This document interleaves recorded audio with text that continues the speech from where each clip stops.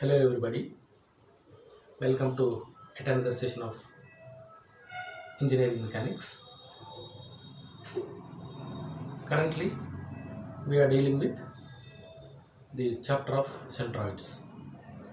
Earlier, we have finished the chapters of principles of engineering mechanics and forces, and then we have completed the chapter of beams and supports. There we have seen the basics of what are forces, what are moments, and other things. Similarly, in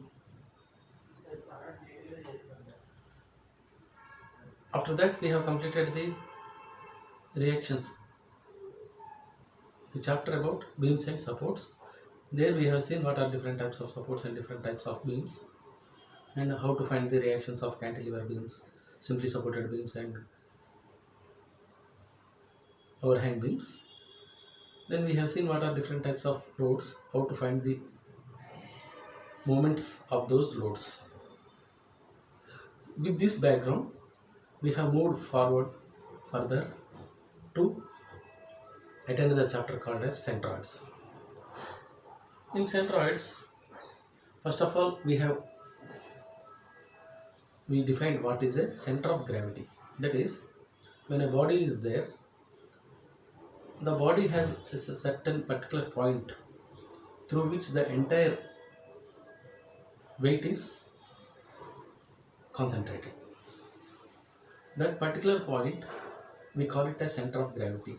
Through that point, the entire weight acts, entire gravity pulls the body through that point. That point we call it as center of gravity. Since we deal with plane figures in daily life, that is, we draw the plane figures, we deal with plane figures on the notebook, on the blackboard. So we are interested in finding the centroid of some plane area instead of weight. Therefore, what we have done is, for that irregular body, some irregular body, if the body has same composition, then unit weight of that body will be constant throughout the body. That is, at any component, the unit weight will be common. Similarly, if it has uniform thickness, the weight of the body can be reduced to area of the body. That is, weight, if we represent weight as or unit weight as weight by volume, weight can be represented as weight into, unit weight into volume. Since unit weight is constant, if we remove unit weight, then we will be left out with volume. If thickness is constant, then area into thickness will give you the volume. Therefore, the weight is reduced to areas. Hence, if center of gravity, the distance of center of gravity d is equal to W1 d1 plus W2 d2 plus W3 d3 by total sigma W. That is, moment of weights, moment of the forces divided by total weight will give you the unknown distance where the center of gravity is acting. Here, if we reduce that weight to areas, then our formula becomes x, or x bar is equal to sigma ax by sigma a. That is, moment of areas of all the particles, all the components divided by the total area. And y bar is equal to sigma ay by sigma a. That is, all the moment of areas of that components, those components about x-axis, that is in the distance from x-axis in y direction. Therefore, y bar will become sigma ay by sigma a. This is the background we have used for finding the centroidal distances in x and y direction. That is, this plane figure has centroid distance. The distances, since the plane is along the xy, in the xy plane, therefore we are interested in finding the distance from the origin in x direction and also in the y direction. we are not interested in z direction, since we are not using the z direction, because our thickness is unity. Therefore, the plane areas, we find the centroids. For solid bodies or 3D bodies, we find the center of gravities. For solid bodies, they have weights. For planar figures, they have planes. So areas. So when there are some plane areas, then we are finding the centroid. This is the difference between the concept of center of gravity and centroid. Here we have seen what is x, how we find the x and y, that is the centroidal distances x and y, that is sigma ax by sigma a and sigma ay by sigma a. So we have derived what is the center of gravity for a rectangle. We have taken a lamina of b into d, that is rectangular lamina of breadth b, depth d, and we have taken a small strip dy at a distance of y, and we found out its moment of area, that is dy into y, that area is b dy into distance is y. So by integrating all such strips, we arrived at the sum of the moment of areas of the strips. But our Verinon's theorem says that moment of area due to entire area is equal to the moment of area of individual components. Therefore, we have found, knowing the total area and also the areas of the strips and distances of their CGs from B, we have found out that x bar is equal to p by 2 and y bar is equal to d by 2, that is b by 2 and d by 2 in the x and y directions respectively. The centroid of the plane figure of a rectangle is b by 2 and d by 2. And we have also seen how to derive the formula for triangle. We have seen that we have derived it, the height, if height is h, b is breadth, then the y bar is equal to h by 3. Similarly, if it is a right angle triangle, then the centroid will lie at b by 3 and h by 3, that is base by 3 and height by 3. That we have derived and seen. And also we have dealt with what is the line of symmetry or axis of symmetry. When a line divides a body into two equal halves, then that line is called the symmetry. Therefore, the centroid lies on that line of symmetry. If the line is symmetrical if the line y-axis is a symmetrical axis, then the centroid lies, the x bar lies on the line y. Similarly, if horizontal axis, that x-axis divides the body into two equal parts, then y bar will be at height by 2, that is d by 2 or height by 2. So we have seen that if there is some axis of symmetry or two axes of symmetry, then the CG lies at the point where through the symmetrical axis. Therefore, we have seen an example of angle where there is no symmetrical axis. Therefore, centroid we have to find out. Similarly, for this T section, the vertical axis is dividing the T into two equal parts. Therefore, the x bar will be at the center of the T section, and y bar will be, we have to calculate, because there is no symmetrical axis, we cannot find out the centroidal axis. We know one thing for sure, that the x bar lies at on the axis which is dividing the T section into two equal halves. Therefore, x bar will be equal to the distance of flange by 2, that is, let us say p by 2. If we take the example of rectangle, here the y-axis is dividing it into two equal halves, b by 2 and b by 2. The x-axis is dividing the rectangle into d by 2 and d by 2. Therefore, the meeting point of these two axes will be the centroid of that figure. Therefore, the centroid will be b by 2 and d by 2. So these are the basics to find the centroid of any figure, generally the figure which has the rectangles, triangles. With this knowledge, that is, the centroid lies at the center of the rectangle, that is at b by 2 and d by 2. For triangle it is h by 3. If it is right angle triangle, it is h by 3 and b by 3, b by 3 and h by 3 rather.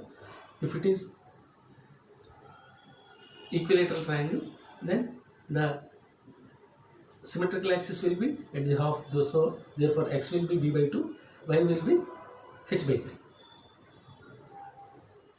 So we have seen a problem where we have seen some T-section with 60 into 6 flange, 80 into 6 web, and we have found out that the centroid lies at 13 x-axis, that is half of 60, that is the symmetrical axis which is bisecting the T-section, that is therefore it is 60, and we have found out it is the y component, y coordinate is 58.42. So this is how we found out. So with the knowledge of axis of symmetry, we can find out the center of gravity without actually calculating the center of gravity, centroid. So here by simple observation, if we see if there is any symmetrical axis, we can find out we can find out that there is a centroid lying on that axis. We have seen the example of a C-section. Here a C-section is bisected by the horizontal axis. So horizontal axis is dividing the C-section into two equal halves. Therefore along y-axis this should be half of this length, that is, it is, if the total height of the angle is 80, we got it as 40, y bar is 40, but x bar we have calculated as 28.96. Now in this session, let us take one example of a C-section which is unsymmetrical, that is top flange. We call this top component as flange, top flange. The horizontal component of a, generally of C-sections, T-sections and I-sections, we call them as flanges. The horizontal members are flanges, the vertical members are called webs or ribs generally. So this top flange is 60 into 10, 60 mm by 10 mm, and the web is 60 mm by 10 mm. The another bottom flange is 100 into 10 mm. These are the sizes of the components. So we have three rectangles. We can divide these three rectangles and separate them and find out the individual centroids of each rectangle, and we will measure those centroids with respect to our axis, our origin, which we take as reference. Generally we can take any reference axis as origin, but here for the convenience of our problem, or for the convenience of students to easily understand, we are placing the I section near the meeting point of x-axis and y-axis, that is the origin as 0, 0, the left bottom corner. Here the figure can be divided into 60 into 10, 60 into 10 another thing, because it is total is 80. Here only the web will be 60, so 60 into 10, this bottom flange is 100 into 10. These are the three different rectangles we are getting. Therefore we have divided those rectangles, and now from this left bottom corner we are finding the x bars, that is centroid in x direction and centroid in y direction,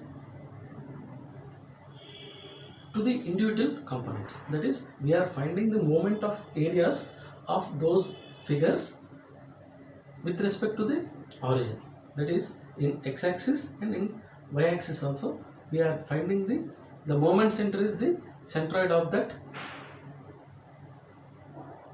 particular component. Therefore, moment of area is taken with respect to the centroid of the component.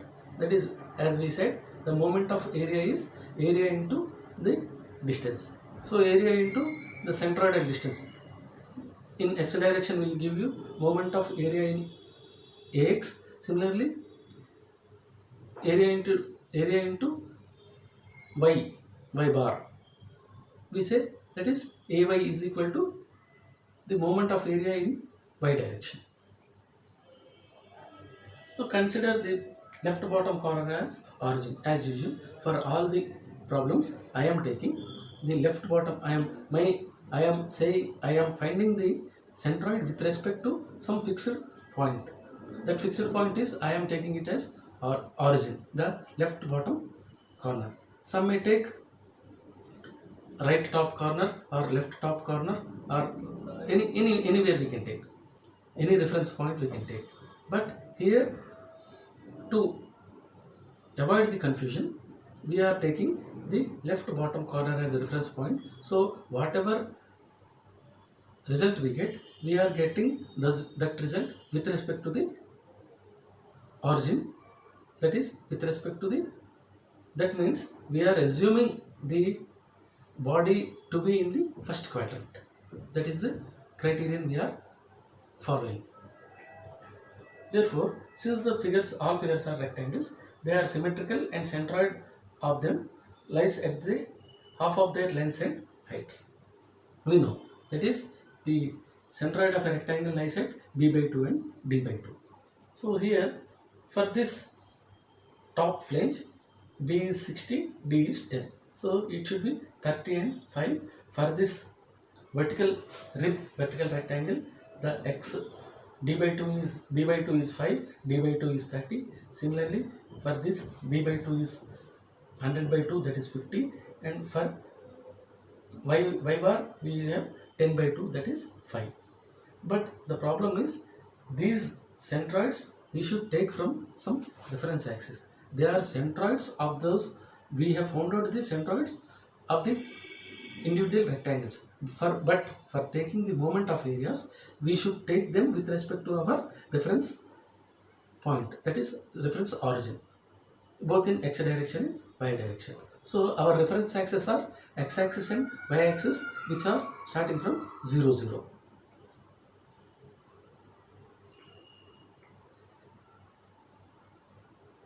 So the area of the first, let us say this 1, I have put 1 for the first component, 2 for the second component, and 3 for the third component in italics, so that we can distinguish the lengths and the number of the component. That is what is the number of the figure. Here the component is figure 1. Figure 1 is rectangle of 100 into 10, that is 1000 mm square. This is area is 1000 mm square, and next area is 600 into 10, 60 into 10, 600 mm square, and this is also 60 into 10, 600 mm square. So we got 1000 mm square, 600 mm square, and 600 mm square. Therefore, the total area of the figure is addition of 3 areas, that is 1000 plus 600 plus 600, that is 2200 square mm or 2200 mm square. And also, if we look at the figure, this figure is starting from y-axis, that is starting from 0, 0, because we have placed the figure at the bottom left corner, that is near the origin in the first quadrant. So our lengths are starting from the vertical axis, that is y-axis, as reference. So here this b by 2 is with respect to y-axis, also first one. For the first figure 100, the b by 2 is with respect to the y-axis, therefore it is 50, 100 by 2. The second also starts with from the y-axis, so it is 10 by 2. The third one also starts with from y-axis, therefore x distance is 60 by 2. Therefore we got 100 by 2, 10 by 2 and 60 by 2. No problem, because they are all touching the y-axis. All the components are touching the y-axis. That is why the distance of their centroids from y-axis is 50, 5 and 30 respectively. But in case of y bar, that is the centroidal distance from x-axis, the first distance will be 10 by 2. That is, from, if we consider this is the y-axis, the bottom of the flange, then the centroidal distance d by 2 will be at 10 by 2, that is 5. So first, for the first figure it is 10 by 2, but second figure it is 10, initially 10 plus 60 by 2, that is 10 plus 60 by 2 is 40 mm. That is the centroidal distance in y direction of the second component. Similarly, for third component, here it is 10 by 2, that is 5, but from bottom of the bottom flange or the base, that is x-axis, from x-axis the y distance will be 10 plus 60 plus 10 by 2, that is 70 plus 10 by 2, that is 75. 75 mm is the centroidal distance of top flange from the x-axis, the reference axis. Therefore we got 75. That we should keep in mind. It is not simply 10 by 2, 60 by 2 and 10 by 2. If we calculate like that, it will be 5, 30 and 5. It is wrong. 5, 30 and 5 are their centroids, not the centroidal distance from the reference axis. We are interested in the centroidal difference from the reference axis. Therefore our distances are 5, 40 and 75, not 5, 30 and 5. Here, because it is the components are touching, all the three components are touching the y-axis, so x distance will be d by 2 of each component from the y-axis. Therefore the top one is 30 by 2, the middle one is 5 by 2, the bottom one is 100 by 2. But here in the case of y direction, we have 10 by 2, the first one, second one is 10 plus 60 by 2, the third one 10 plus 60 plus 10 by 2, that is 75. That is why we got 5, 40 and 75.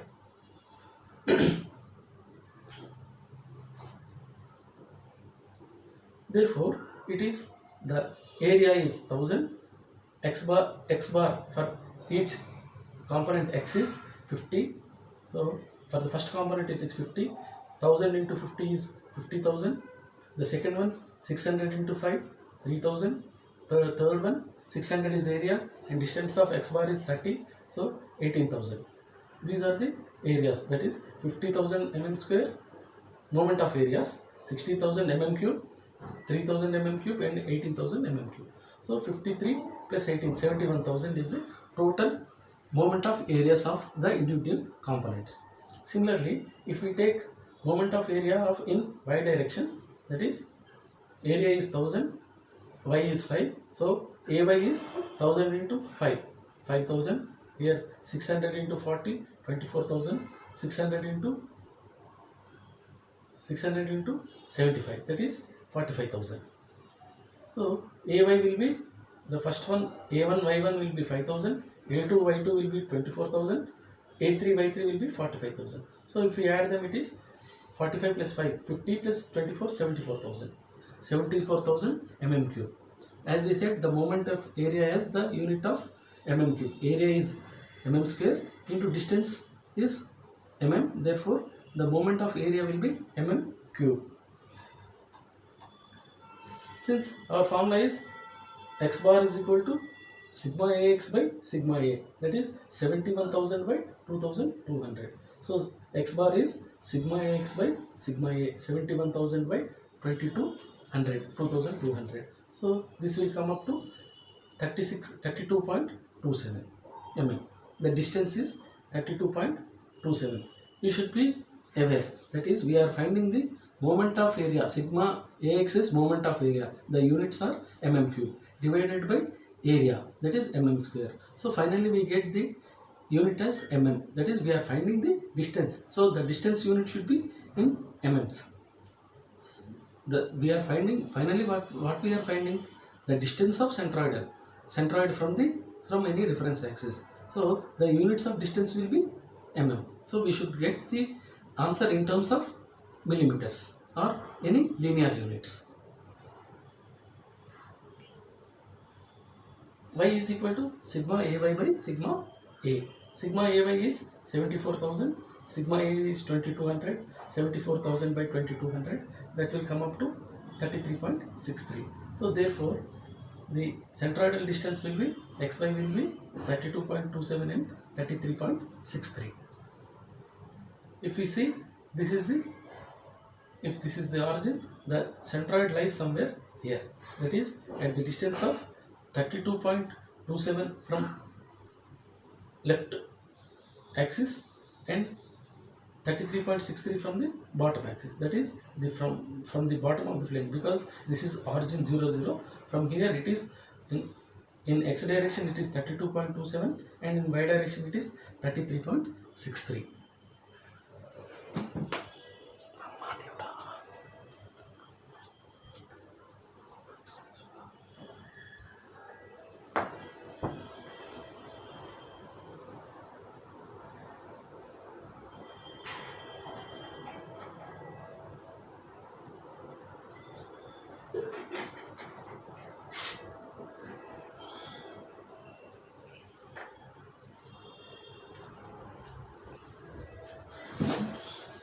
Now let us go to some other example too.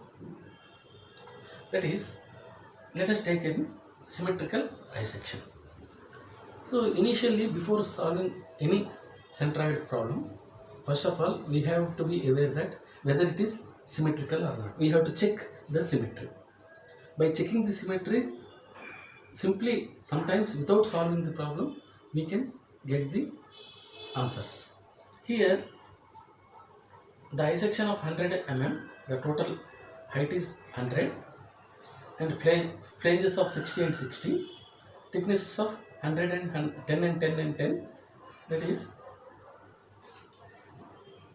it is the bisection which is symmetrical about both axes. So we have to find the centroid from the left bottom corner, that is, this is as origin. We know since it is symmetrical, that is, if we draw a vertical axis at 30 from here, it will be dividing the bisection into two equal channel sections. That is, let us suppose we are dividing some line here, then it will divide it into two equal channel sections. Similarly, if we draw some horizontal line at 50 from the base, then it will divide that figure into two equal T sections. I section is divided into two equal T sections. Therefore, both the axes are symmetrical. So the meeting point of those both axes will be 60 and 50, that is 30 and 50. So without actually analyzing the problem, by verification, by our observation, we can find out the centroid to be 30 and 50, that is 30 in x direction, 50 in y direction, that is 100 by 2 and 60 by 2. 60 by 2 is the x and 100 by 2 is y, because in both along the both axes the figure is symmetrical. Therefore the meeting point of those axes will be 30 and 50. Therefore there is no need to solve the problem actually. Before solving itself we know the answers, but we will do analytically and we will verify the result. So figure can be divided into three rectangles of web 80 into, because total length is 100, 10 and 10 we remove the flanges, we are left with 80 web, and flanges are 60 into 10 and bottom flange is 60 into 10. These are the sizes. So the areas are 60 into 10, 80 into 2 and 60 into 10. Three areas are there. Let us see. By the property of symmetry, the centroid lies on the axis of symmetry. We know that when there is some symmetrical axis, the centroid lies on the symmetrical axis. Since the figure is symmetric about both axes, the centroid lies at the point of their intersection. Therefore, it should be 60 by 2 and 100 by 2. XY should be, the centroid should be at 30 and 50.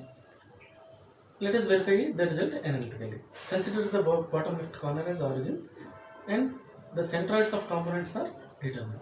We know the centroids are, the first component it is 60 by 2, 30, and 10 by 2, 30 and 5 are the centroid for this first component. For the second component, it is from here we have starting, so it is also 30, and y bar will be equal to 10 plus 80 by 2, 50. And so for the third component, x bar will be 30, y bar will be 10 plus 80, 90 plus 10 by 2, 95. So here we see for 60 into 100, x bar is 30 and y bar is 5. For the second figure, the x bar is, if you consider, if you are confused why it is at the center, this is totally 60, the middle web is 10, therefore the other parts are 25 and 25. So it is 25 plus 5 by 2. That is why I have taken 25 plus 10 by 2, that is 30. Similarly, the third flange is 60 by 2, that is 30. So x bars are 30, 30, 30. That is, we know that it is symmetrical axis. Therefore, the individual centroid also lies on 30, 30, 30. Similarly, if you take the y bar of the bottom flange, it is 10 by 2, that is 5. The web, if you consider, we have to cross the flange and then reach the half of the web. That is why 10 plus 80 by 2, that is 50. Similarly, if we want to go to the top flange, we have to cross the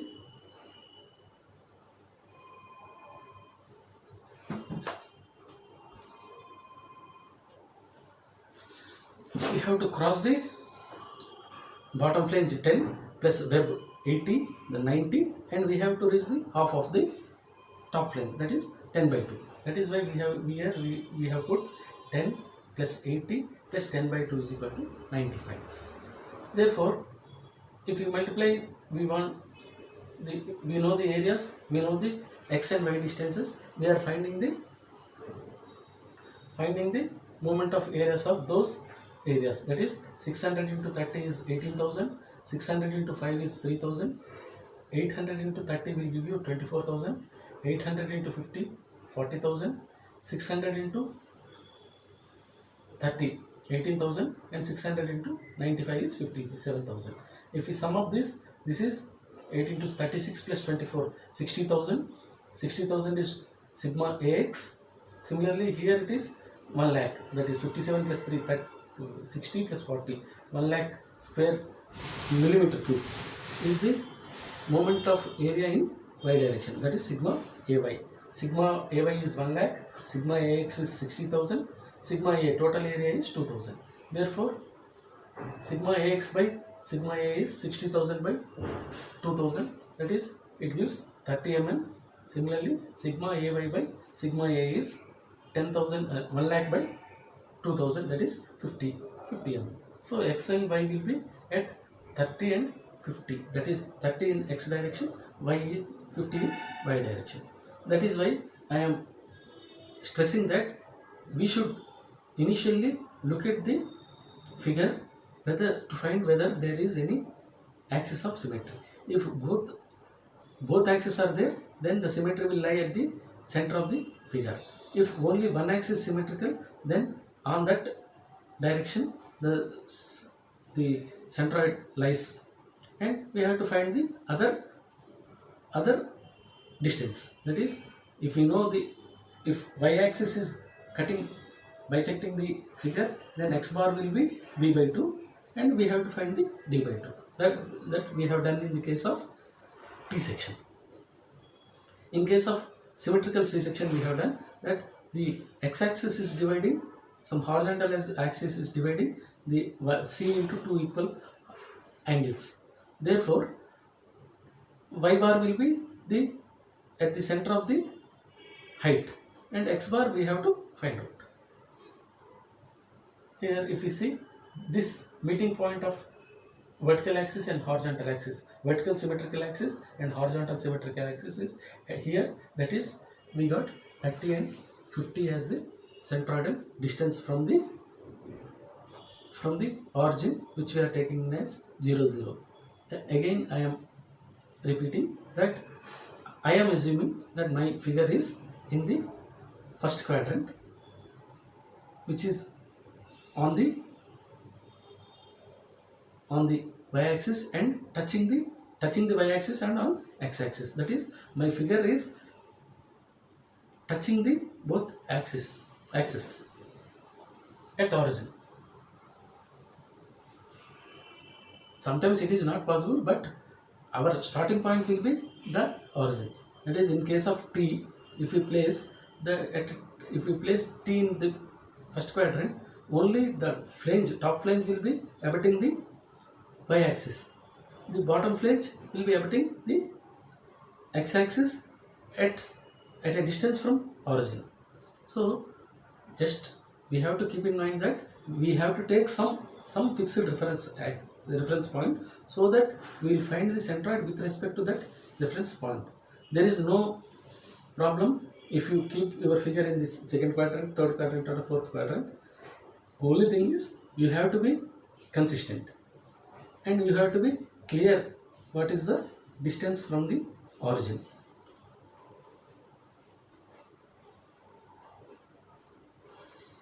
Now, till now we have seen the algebraic sum of moment of areas. That is, we have added sigma when we mean sigma ax, we have added the 3 components or 2 components, whatever may be the case. That is, in case of T section, we have added 2 components, the vertical flange, the vertical and horizontal component, that is the flange and web. In case of C section, we have added 2 flanges and 1 web. In case of I section, we have added the top and bottom flange and the middle rib or web. Here I have taken a special figure, some particular figure, to demonstrate that our sigma ax need not be always a1 plus a2, or sigma ax is equal to a1x plus ax2. It need not be always the same case. The same case need not be there. That is, depending upon the whether the components are added or removed, we have to consider the sigma. That is why we say algebraic sum of moment of areas. Here let us take this small example where there is let us consider there is some plate of 200 mm by 200, a square plate. In that plate, some corner, at the corner 50 by 50 square is removed. Therefore, we are left with a plate in this shape. That is somewhat like a step. So here, now to find the moment of areas, we can do it in 2 ways. That is, divide this figure into 2 parts. That is, if we drop a line from here, then the area will become 150 into 200 plus 50 into 150. We can add figure like that, or we can also do, considering this entire figure as 200 into 200 and subtracting 50 into 50 area. So now let us, instead of dividing this body into 2 halves, 2 components, and adding them, I am considering the entire figure and removing the small figure. Let us do like this. That is, I am considering the entire figure 200 by 200 and removing the second part 50 by 50. The first part is 200 by 200, the second part is 50 by 50, which is removed. Therefore, now we know by the property of symmetry, for the first part the centroid will be, it is 200 by 200 symmetrical, so the centroid will lie at 100 and 100. For the second part also, it is 50 by 50, so the centroid lies at 25 and 25. The problem is, those 25 and 25 should be calculated from the origin. So they are not actually 25, 25. 25 and 25 are with respect to that figure. But with respect to the reference axis, they may be different. They should be from up to here it is 150, so 175 and 175 it should be. Let us see.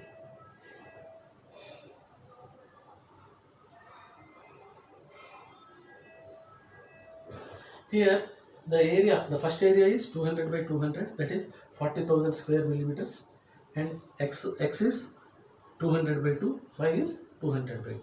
Because it is symmetrical, we got x as 200 by 200 and y as 100. So now the area is 40,000, the x is 100, y is 100. Therefore ax is equal to 40,000 into 100, that is 40 lakhs. Similarly, AY is 40,000 into 100, this will be 40 lakhs.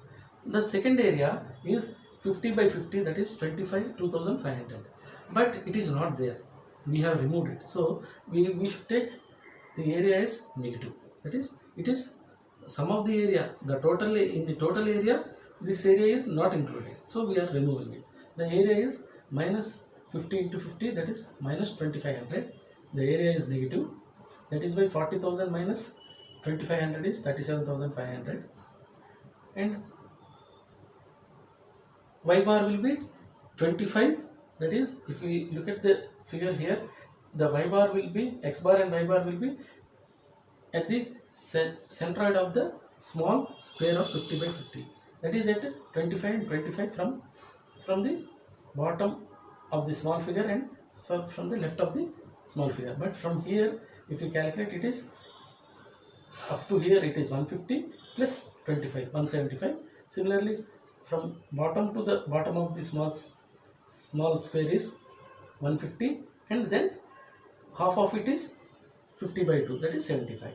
Therefore the centroid will lie at 175 and 175. Centroid of the small square will lie at a distance of 175 and 175 from the origin.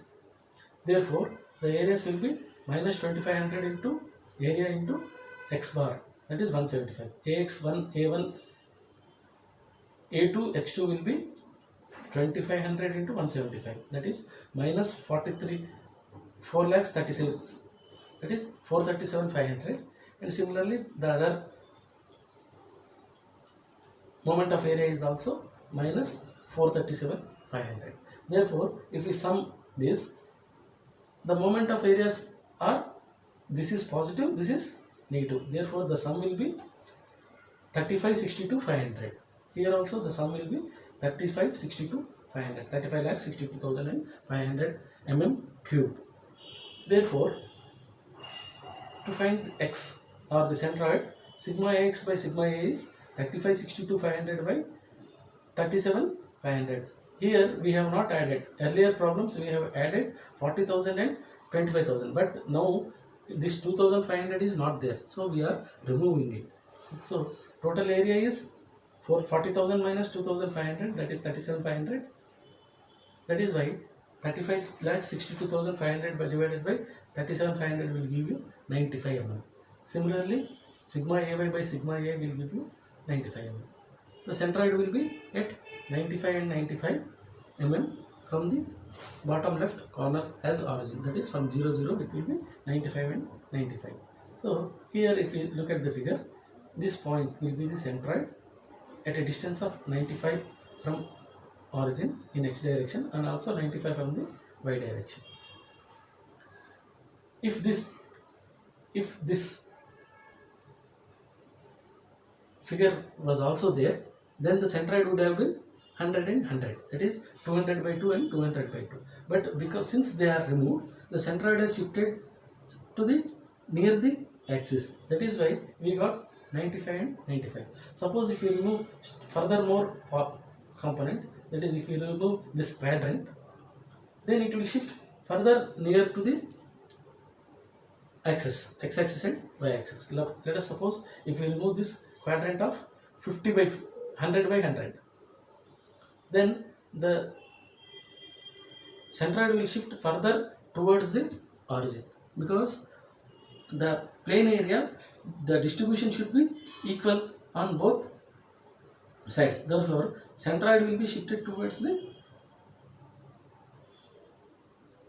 axis so that those areas are balanced. So this is how we find the centroidal distances. We solve these problems. That is, till now we have taken the problems based on only rectangles. That is, we know since rectangles are symmetrical, we know where their centroid lies. That is at d by 2 and b by 2, b by 2 and d by 2 respectively. That is in x-axis and x direction and y direction.